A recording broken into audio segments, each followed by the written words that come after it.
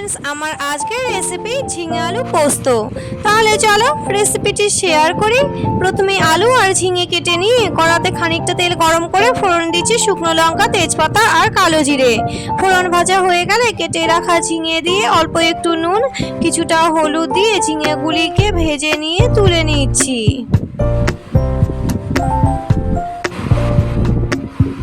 ওই তেলেই কেটে রাখা আলু হালকা করে ভেজে নিয়ে আমি দিয়ে দিচ্ছি স্বাদ মতো নুন, কালারের জন্য হলুদ, মিষ্টির জন্য গুড় আর দিচ্ছি 2 চামচ পোস্ত বাটা। এখন সব কিছুকে 2-3 মিনিটের জন্য লো টু মিডিয়াম ফ্লেমে নেড়ে চেড়ে ভেজে রাখা ঝিঙে দিয়ে আবারও 2-3 মিনিট মতো নেড়ে চেড়ে কিছুটা নারকেল কুড়ো দিয়ে আবারও 1-1.5 মিনিট মতো নেড়ে চেড়ে অল্প একটু জল দিয়ে দিচ্ছি সবজিগুলি সেদ্ধ করার জন্য।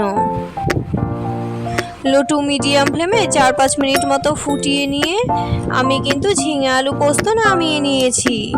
তাহলে বন্ধুরা, আমার আজকের এই রেসিপি তোমাদের কেমন লাগলো অবশ্যই কমেন্ট করে জানিও। ভালো লাগলে এই ভিডিওতে লাইক করে দিও আর রিলেটিভদের সাথে শেয়ার করতে কিন্তু ভুলে যেও না। আজকের মতো এই পর্যন্তই, আসছি, টাটা।